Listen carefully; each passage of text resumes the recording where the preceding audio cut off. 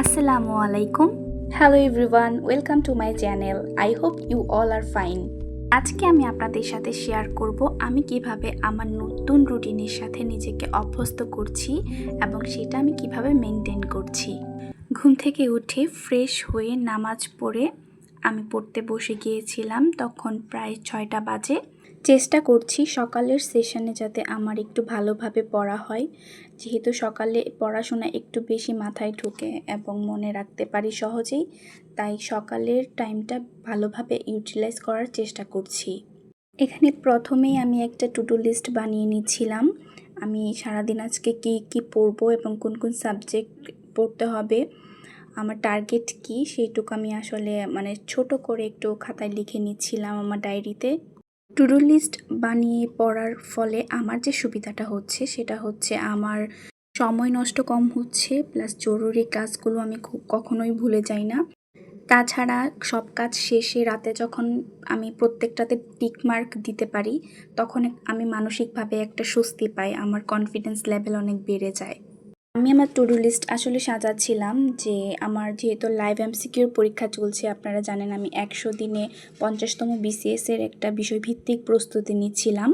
সেখানে আমার হচ্ছে সাবজেক্ট ফাইনাল আছে ইংলিশ ল্যাঙ্গুয়েজ অ্যান্ড গ্রামারের। প্রথম 2 দিন আসলে পার্ট ছিল, কালকে হচ্ছে সাবজেক্ট ফাইনাল, সেজন্য আমাকে আসলে পুরোটাই রিভাইজ করতে হবে অল্প স্বল্প করে। যদি আমি আজকের ভেতর রাত 2টার ভিতর এটা রিভাইজ করে ফেলতে পারি, তাহলে কালকে পরীক্ষায় বসাটা আমার জন্য অনেক ইজি হবে। সব তো আর পারবো না, তবুও হচ্ছে একটা মেন্টাল স্যাটিসফ্যাকশনের জন্য হলেও আমাকে এটা যেভাবেই হোক শেষ করতে হবে, সেজন্য আর কি টার্গেট নিয়ে পড়ছিলাম। সারাদিন ব্যাপী যেহেতু আমাকে ইংরেজি পড়তে হবে আর আমার মাথা একদম কাজ করবে না সেটা আমি জানি, তাই আমি চেষ্টা করি প্রতিদিনই আর কি প্রিলিমিনারির যে কোয়েশ্চেন ব্যাংকটা আছে তার থেকে বিসিএসের একটা কোয়েশ্চেন সলভ করার জন্য, সেটাই আমি সকালে করে নিয়েছিলাম আর কি। তারপরে আমি আর কি ইংলিশ পড়বো। তো তার মধ্যে আমার হচ্ছে ওই 2 ঘন্টার মতো সময় লেগেছে ওইটা শেষ করতে, আর ক্ষুধাও লেগে গিয়েছিল, তাই আমি ফ্রিজে একটু দই ছিল আর হচ্ছে কলা আর আপেল দিয়ে আমি সকালের নাস্তাটা সেরে নিলাম। আমার খুবই পছন্দ এই ফ্রুট স্যালাডটা এবং খেতেও বেশ টেস্টি হয়। ইউনিভার্সিটিতে তো আমি সকালবেলা নাস্তা করতাম না, তাই আমার নাস্তার আসলে এতটা ক্রেভিং নেই সত্যি কথা বলতে। তাই আমার হালকা যে কোনো খাবার খেলেই সকালে ভালো লাগে আর কি, আমি এত ভারী খাবার খেতে পারি না সকালে। তবে সকালে যেটাই খাওয়া হোক না কেন, এনার্জি দেয় এমন কিছুই খেতে হবে, তা না হলে আবার ঘুম আসবে, ঘুমায় পড়তে হবে, পড়াশোনা ভালোভাবে মাথায় ঢুকবে না। তাই সব কিছু খেয়াল রেখেই আসলে সকালের ব্রেকফাস্ট করা উচিত। ইংরেজি গ্রামার অ্যান্ড ল্যাঙ্গুয়েজ আমি শুরু করলাম পার্টস অফ স্পিচ দিয়ে। আমার খাতায় যে নোট করা আছে সেটাই আমি পড়বো। আমি মোটামুটি একটা গুছিয়ে নোট করেছিলাম, সেটা আমার জন্য একটু ইজি পড়া বই থেকে। তাই হচ্ছে আমি প্রথমে আমার নোট পড়ে নিচ্ছিলাম। এখানে পার্টস অফ স্পিচ, জিরার নাম্বার, ভয়েস, এগুলো আমি আগে রিভাইজ করব। রিভাইজ করার পরে আমি হচ্ছে আর বই থেকে প্র্যাকটিস করব বাকি যে উদাহরণগুলো আছে ওগুলো। যারা আমরা চাকরির জন্য প্রিপারেশন নিচ্ছি, আমরা সবাই জানি যে পার্টস অফ স্পিচ থেকে মোটামুটি ভালো একটা নাম্বার পরীক্ষায় চলে আসে। সেজন্য পার্টস অফ স্পিচটা আসলে খুব ভালোভাবে ডিটেলসে পড়তে হবে। না বুঝলে ইউটিউবে অনেক ধরনের ভিডিও আছে, অনেক ভালো ভালো স্যাররা ক্লাস নিয়েছে, সেগুলা হচ্ছে যে করা যেতে পারে। ক্লাস করলে অনেকটাই হচ্ছে যে বেসিকগুলো ক্লিয়ার হয়ে যায় এবং মনে রাখতেও সহজ হয়। যে কোনো বিষয়ে ক্লাস করলেই কিন্তু ওই পড়াটা সহজেই অনেক ভালোভাবে মেমোরাইজ করা যায়। আমি প্রায় প্রত্যেকটা টপিকসই ধরে ধরে ক্লাস করেছি 1 ঘন্টা 1.5 ঘন্টা করে। ক্লাস করাতে যেটা হয়েছে আমার হচ্ছে অনেক কিছুই অনেক সহজ লাগছে এখন। নাস্তা করে যেহেতু আমি 8:30টায় পড়তে বসেছিলাম, 8:30টার মতো বাজে তখন পড়তে বসেছিলাম। একটানা আমি 10টা পর্যন্ত পড়েছি। অনেক দিন ধরে আমার টেবিলটা একটু অগোছালো, অর্গানাইজ ওয়েতে নাই। অপ্রয়োজনীয় অনেক বই এখানে আছে, রেফারেন্স বুকগুলোও আমি রেখে দিয়েছি। আবার আমার কলমদানিটা নষ্ট হয়ে গেছে, গতকাল রাতে আমি সেটা কিনেছিলাম আর কি, আমার হাজব্যান্ড এনে দিয়েছিল আর কি মূলত। তাই ভাবলাম যে আজকে আমার টেবিলটা একটু অর্গানাইজ করি। আর যাতে হচ্ছে যে অপ্রয়োজনীয় বলতে তো আসলে কিছু নাই, রেফারেন্স বুকগুলো আমি আসলে আলাদা করে ফেলতে চাই। আর আমি যেগুলো হচ্ছে স্টাডি করব সেগুলাই রাখবো। কারণ বেশি বই দেখে আমার ইদানিং এত মানে মাথা ব্যথা করছে যে এত বই আমি কিভাবে শেষ করব বা কিভাবে রিভাইজ করব যেগুলো পড়েছি, সেজন্য আমি রেফারেন্স বুকগুলো একটু আলাদা করছিলাম। টেবিলটা গোছাতে গোছাতে আসলে আমি আজকে কিছু কথা বলি আপনাদের সাথে। আমার ইউনিভার্সিটি শেষ করে আমি যখন বাসায় আসলাম, আমি ডিটারমাইন হলাম যে আমি জবের জন্য পড়াশোনা করব। তখন থেকে আমি টুকটাক পড়াশোনা করছি এবং আমি চেয়েছিলাম যে আমার এই পড়াশোনার জার্নিটা আমার সাথে স্মৃতি হয়ে থাকুক। তাই আমার শখের বশে আমি একটা ইউটিউব চ্যানেল খুলেছি যে স্টাডি রিলেটেড, যেটা আপনারা এখন দেখতে পাচ্ছেন। আমি যেমন আমার ভালো লাগা থেকে একটা চ্যানেলে ভিডিও আপলোড করি শখের বশে, তেমন আপনারাও হয়তো কেউ কেউ ভালো লাগে বিধায় দেখেন, আবার কারো কারো নিশ্চয়ই ভালো লাগে না। একটা মানুষের সব কিছু তো সবার ভালো লাগবে না, নাই লাগতে পারে ভালো। আমি আপনাদের কাছে রিকোয়েস্ট করব, যদি আমার ভিডিও আপনাদের ভালো না লাগে, আপনাদের হাতে তো অপশন আছে, আমাকে ব্লক করে দিন। আমি তো কাউকেই জোর করছি না আমার ভিডিও দেখার জন্য। তাই দেখা না দেখাটা সম্পূর্ণই আপনাদের ইচ্ছার উপর ডিপেন্ড করছে। অনেকগুলো কথা বলে ফেললাম, আমার কথায় কেউ কষ্ট পেয়ে থাকলে আমাকে ক্ষমা করবেন। যাই হোক, কথা বলতে বলতে আমি টেবিলটা গুছিয়ে ফেলেছি, কেমন লাগছে জানাবেন কিন্তু। টেবিলটা সুন্দরভাবে গুছিয়ে যেহেতু আমি খাতাটা রিভাইজ করে ফেলেছি, এখন আমি হচ্ছে আমার বই থেকে যে এমসিকিউগুলো আছে বা যে বিভিন্ন চাকরির পরীক্ষায় এসেছে ওগুলা ভালোভাবে পড়ে নিব। তারপর টানা আমি দুপুর 12টা পর্যন্ত পড়ার পরে আমি রান্না করব। 12টা পর্যন্ত আমি একটানা পড়ে তারপর রান্না করতে চলে গিয়েছিলাম। আজকে আমার মেনুতে ছিল শুটকি মাছের ভর্তা, তারপর মুরগির মাংস রান্না করেছিলাম, আর ধন্দল দিয়ে চিংড়ি মাছ রান্না করেছিলাম। তারপর আমি গোসল করে জোহরের নামাজ আদায় করে খাওয়া দাওয়া করে নিয়েছিলাম।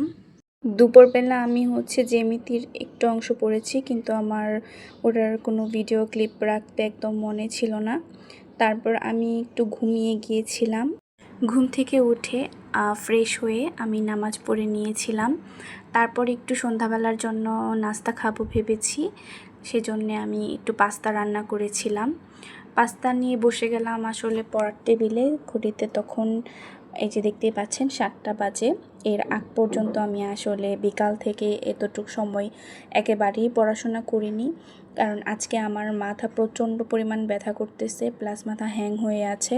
তাই নিজেকে এত বেশি প্রেশার আমি দিচ্ছিলাম না।